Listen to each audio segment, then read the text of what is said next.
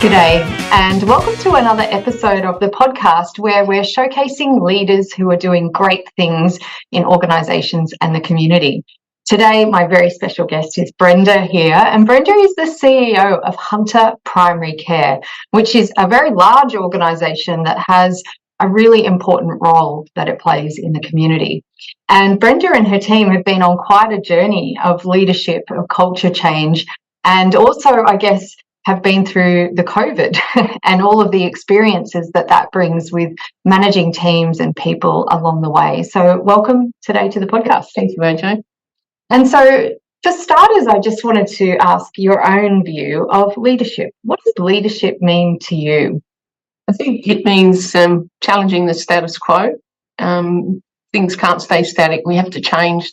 In a business like ours, change is inevitable. Change of government, change of health policy, etc.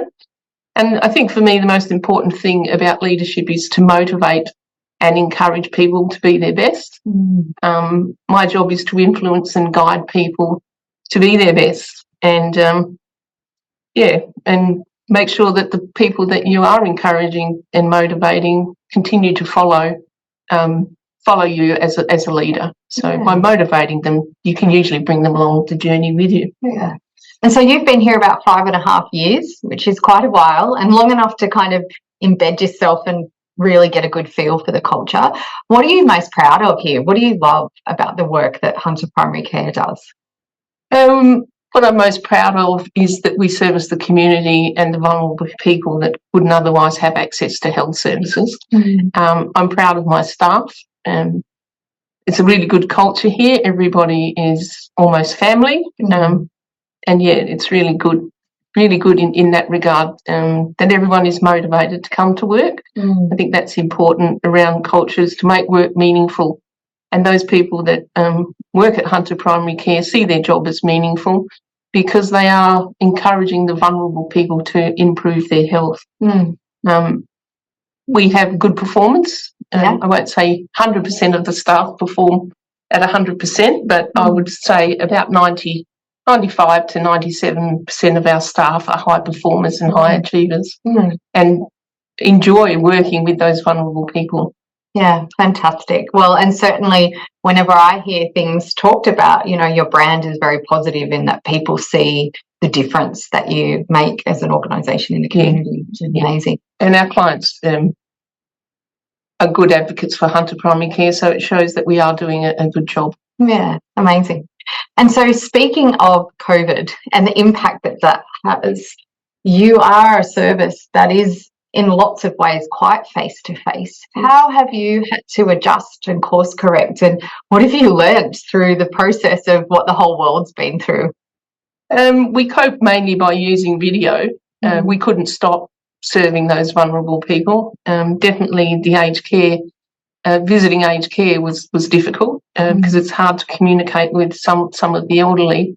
But we got through, and the staff have embraced now using video, whether it be such as what we're doing right here now. Also, the community have embraced video. But interestingly, most people still prefer that face-to-face health service. I think it's more meaningful to the people, to our clients, because they can engage and socialise with their healthcare provider. What have I learned? Well, I've learned to be flexible. At first, it was forced upon us, and for someone who's my age, I found flexibility a bit daunting at first. Having people working from home, it wasn't really the norm 25 years ago, but I've learned to adjust, and I guess I had to learn to adjust in order to maintain the culture that we had, and also to make sure I could keep my staff. So I guess the biggest learning curve for me was to maintain a strong culture, and the introduction of flexibility was important to the staff. And not everybody chose to work from home, actually, and still not everybody chooses to work from home. But that flexibility is important to our staff, and it's important to our clients as well. Yes, because certainly I think for lots of organisations, the panacea was this work from home, and it's been talked about for a decade or more, but it really got forced on us. I know you made a a conscious decision to come to work, though. Do you want to share a little bit about that? Yes, some of our staff were unable to work from home because of the nature of their roles. And as a leader, I felt it was my duty to be here to support those that otherwise couldn't work from home. So during the pandemic, I and the other executive came to work every day to support those that couldn't otherwise work from home. So, and I think that went down well with those staff that couldn't go home. But interestingly, those that couldn't work from home weren't jealous of those that could work from home, because that was interesting, because I did feel sorry for those that couldn't work from home, but a lot of those people said, no, we actually still like coming to work. So that's interesting. And that's kind of a testament to the culture. If there wasn't a us and them, or you can do this and I can't. That's right. But that we're all in it together. Yeah. Fantastic. Yeah. And so you've been on quite a culture journey, and you've been doing some work. You've done testing of leaders through, I guess, a profiling tool called the LSI, the Lifestyles Inventory. And you've done a lot of work on coaching and performance and up-leveling your team. How has that journey evolved, and what are you discovering and learning through that process of investing in your people? I think the biggest part of the investment was the LSI, as AJ said. I think the big benefit came out of the coaching. We had all our senior managers and executive undergo some coaching, and each and every one of them was thankful for the coaching, and a lot of them have fed back that it has actually changed their management style and their leadership style and their own personal styles. You know, they've taken what they learned from the coaching and adapted it not only at work but to their home as well, their everyday lifestyle. The LSI taught us a few things along the journey.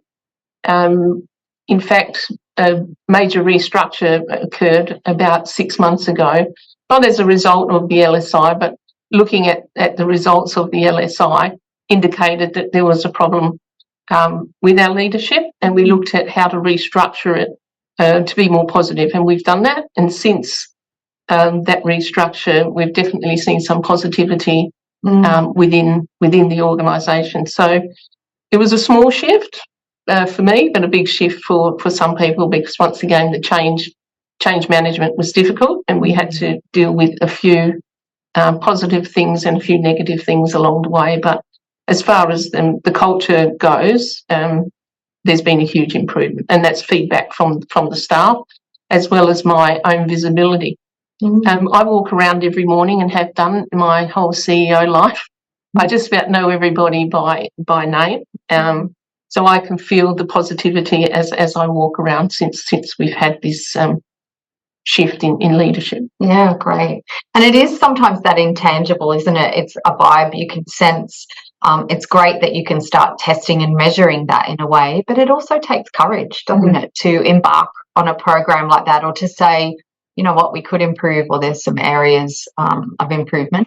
How did you find people responded to you engaging in that, initiating it? Were the leaders embracing of it, or were they a bit wary and fearful in the beginning? We broke it up into different segments. First of all, the executive did it, which at the time consisted of 4 people. I'd have to say that 50%, or 2 of those 4 people, were a bit wary of it. I think they were frightened of the outcome and frightened of sharing the LSI with the others. But I have to say that it was fairly obvious to me, the other 3 execs, that their results actually reflect what I thought. What was more surprising was that I thought my LSI would reflect not a lot better, but a lot differently. So after doing the LSI, I changed a few of my leadership styles and was more conscious of the way that I interact with the executive in particular. Right. So then we did the senior managers, and the senior managers embraced it. They really thought it was a great tool that they could use, improve their leadership style, and also some of them took it into their personal life as well, a bit like the coaching. So, so there was mixed feelings amongst different groups. So, we also had the board do it. The board were very motivated to do it and thought that the outcome was excellent. Wow. Yeah. That's fantastic. And I think lots of people sometimes separate the board from the operational and don't see that we're all on one team. So it's wonderful that they embraced it and were happy to be part of that process as well. Yep. And it's kind of like, isn't it, the water level rises for everyone then when you're really in it together. Yeah. And I appreciate your honesty and vulnerability in sharing that your results were surprising in some ways for yourself. And, that's kind of what makes a great leader, isn't it? That we're able to self-reflect. And sometimes it is hard to see what's that lens that others experience. And especially if we're a blend of charisma and competence. Some people are more charismatic leaders, some are more competent, and it's finding that blend, isn't it, that works for everyone. Definitely. Definitely a blend in leadership. You can't maintain one without the other. Definitely. The charisma is what helps influence and guide others. And you do need to be conscious of how you interact with other people, and people's perception of the way you interact with them is can be eye-opening sometimes when you get some of the comments back. But as a leader, you have to be prepared to accept and change when needed. So I love hearing that some of the small shifts you've made through doing the LSI and some of the personal shifts as well as your leadership team have started to reap bigger rewards. I guess with culture, it always takes a while. So you may not see the biggest rewards yet. They might be a year or two away. What are you looking forward to seeing? What do you think is on the horizon? From a culture point of view? Yeah. I believe, and it could be just the lens that I look through, I'd like to maintain the culture that we have and grow our staff to achieve whatever it is they want to achieve. Just maintain that culture where everyone feels like it's one big happy family. And our staff retention is quite high. Not in all cases. With the leadership change, we did lose a few people along the way because they didn't accept the change. And that goes with any change. Not everybody likes change. I